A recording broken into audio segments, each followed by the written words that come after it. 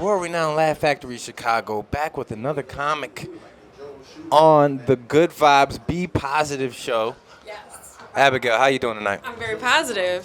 That's so on brand. Listen, it's not though, because I live in Germany, so people aren't very positive where I live. So this is like for me. Are they still kind of tight about the war? That was a long time ago. They're very uptight about the war.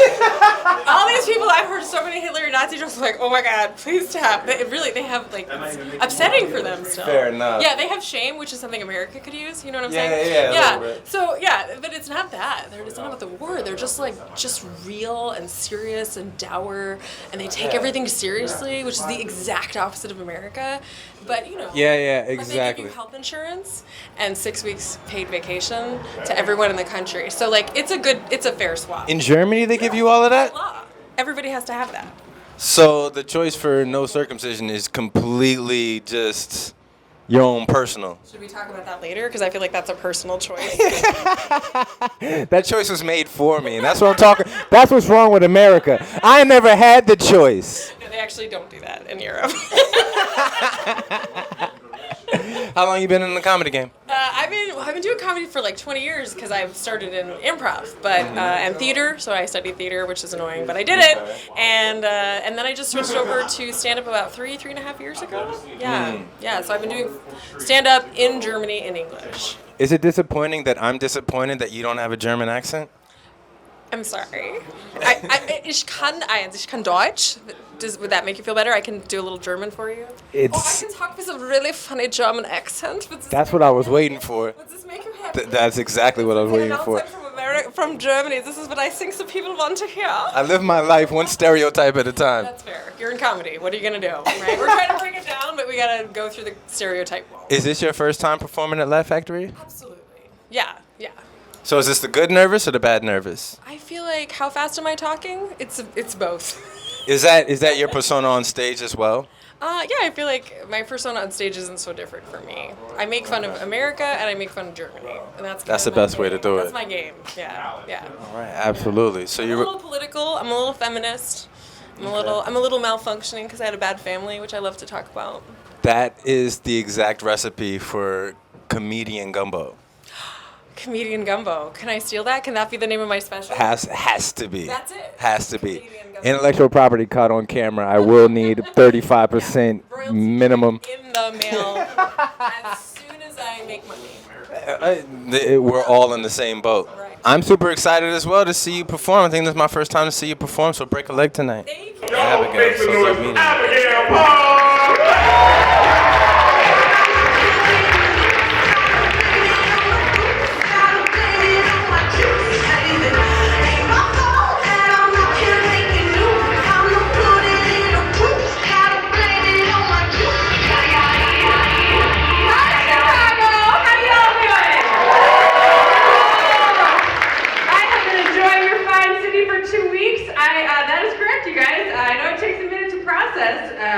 But I do live in Germany. I moved there for 1 year, 21 years ago. Yes, I believe my absence from America can now legally drink. She does need to as well, yes. My absence from America is actually technically older than the front row, which is a bit upsetting. Girls, I'm going to try to set up a secret underground railroad to Europe. I'm calling it the Fallopian Tube, just in case. Okay? Yeah, because I moved for the schnitzel, but I stayed for the human rights. But people do ask me, like, how do you just pack up your whole life and move abroad? And I tell them I think it's really easy. You just have to hate your family. I was particularly lucky. Thank you for clapping. I am normalizing hating your family. Yes.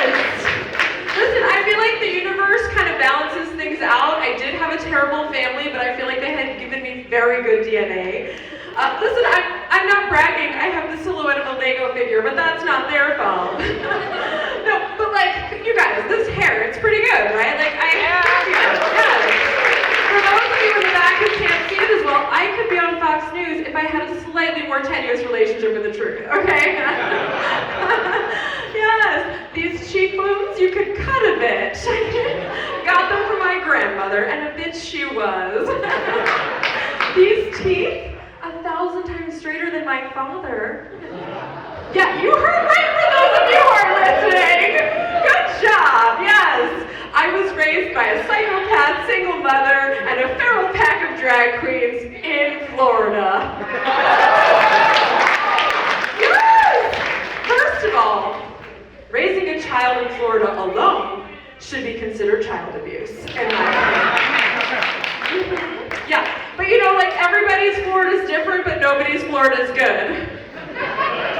Thank you. My Florida wasn't like the meth alligator Florida, it was more like the old retired Florida, you know?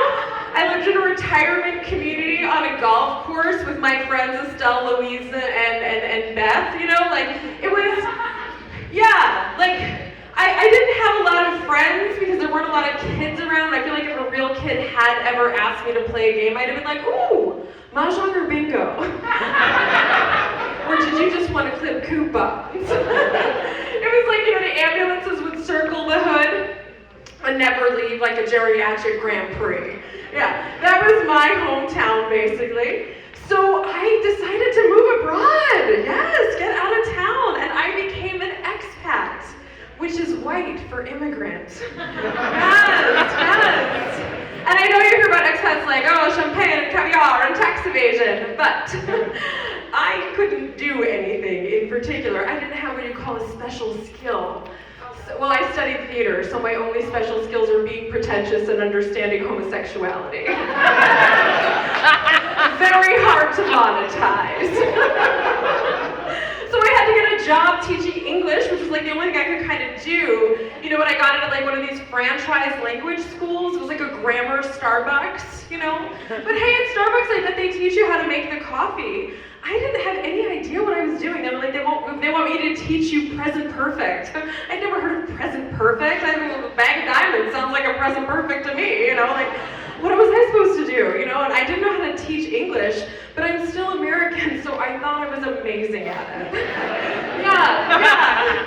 I was so sure. And then, these German motherfuckers, these Deutschbags, had the goddamn audacity, after my first course finished, to inform me on the feedback form of my mediocrity.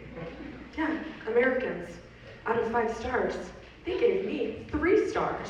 I have star quality!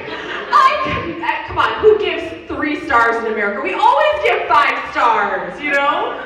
But that's when I learned the truth about Germans. Germans always tell you the truth.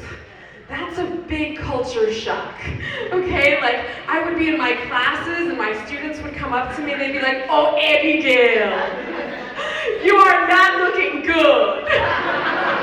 You have dark circles under your eyes. Are you okay? Oh, and I notice you have put on some weight. It is not good to eat your feelings. Yeah, that's German bonding. You know, like I'm American. You know, we polish every turd.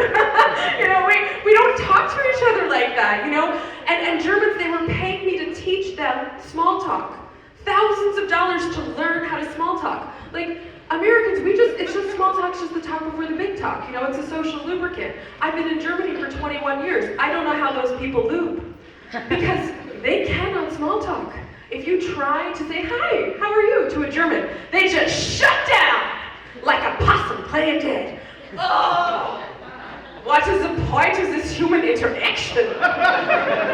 We will not be friends in the long term. The world is a cold, dark place from which there is no reprieve. And that was before COVID, you guys. Thank you, yes. That is just the German character. And like, it's really hard for me now because I've been in Chicago for a couple weeks and everybody is so nice here. It's crazy. I know you know, but you don't know how nice people are. I came into Homeland Security, the border control, and I had a serious face with my passport, and he was so nice to me. I thought he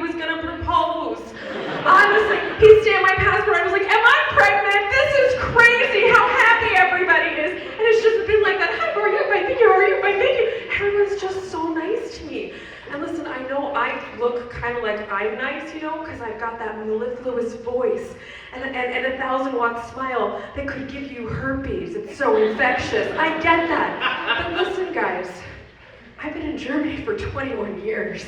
I'm a little dead inside. Okay? Yeah, even the weather's dark, and I love it. If you had health insurance and 6 weeks of paid holiday, I think you'd trade places. Fuck those smiles! I don't need those smiles! I can't set smiles on the beach, can I? No! So that's why I love living in America. Or I miss living in America. I miss having friends. That was hard in Germany. It's very hard to make friends in Germany. I made my first friend, I thought, a German girl called Silke. And we went out and we hung out and we had drinks and we had dinner. We took a weekend excursion to Paris. That's friends in America, right? I looked at her graduate thesis. I proofread that for her. Friends, right? That's what I think. And I said, oh, Silke, I'm so happy we're friends. And she said, oh, Abigail, we are not friends. There is a word for you in German, but it is not friend. It is Bekannte. That literally means a person I know. And I said, oh, Silke, there's a word for you in English, but it's just cunt. Thank you very much. So yes, thank you. Thank you for that one clap. She said kind of cunt, I enjoyed it. She's getting out on her Thursday. So I need to tell you about the other thing you probably don't understand what you have, and that is American supermarkets. American supermarkets are like theme parks for food. Okay, it is so, I was in Mariano's, there's the wine bar, the piano, free samples everywhere, it's crazy. German supermarkets are character building. Oh no. No, I need you to know, if you ever go there, that they were designed to teach you that the world is a cruel place, and there's nothing you can do about it. It's all substance, no style. Yeah. You walk into a German supermarket, no one's gonna help you. You're an adult, figure it out. Yeah. No one's gonna put anything into a bag for you. You have hands, okay? No, they don't take credit cards because fuck you, it's expensive. I mean, there's no free samples in Germany because you just have to buy that shit and find out if you like it. And if you don't like it, nobody cares. You can call customer service, but I don't recommend it because then you have to pay them 14 cents a minute to tell them how crap they are.